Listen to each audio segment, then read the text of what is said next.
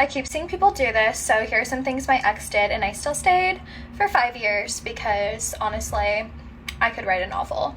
Deleted every picture of me on her Instagram because the coworker she had a crush on started following her and she wanted to appear single. Was texting said coworker the entire time we were on our 2-year anniversary trip that I paid for, and when I confronted her about it, she said that I was ruining our trip.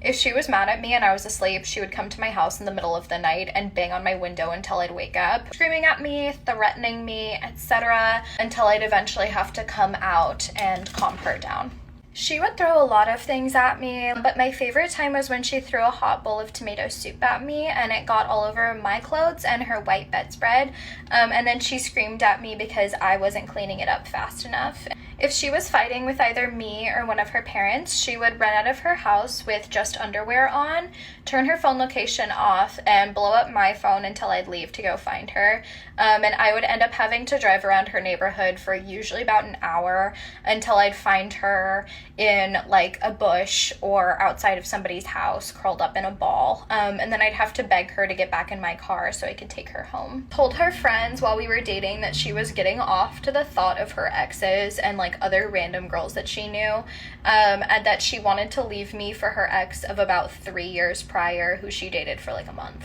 For my 21st birthday, I got us a hotel in Lake Tahoe because I wanted to have like a fun little birthday trip. And she bought 2 bottles of vodka for herself, drank them both, and when I got upset about it, she grabbed her car keys, got in her car, and started driving wasted in the snow and blowing up my phone and telling me that she was gonna leave me in Lake Tahoe and that I'd have to get my mom to pick me up in the morning. Tried to push me down her staircase, and when I left her house and told her not to put her hands on me again, spoiler alert, she did. She said it was my fault for making her upset. My birthday was about 2 weeks before Christmas, and one year she was really annoyed that she had to get me 2 gifts that month. So after I spent about $300 on her Christmas gift, she gave me a Ziploc bag full of her mom's old rusted jewelry. This honestly would have been fine with me if it weren't for the fact that she was on a weekly basis spending about $150 on drugs. Slammed my head against her car door because I was trying to calm her down as she was having a tantrum in her car,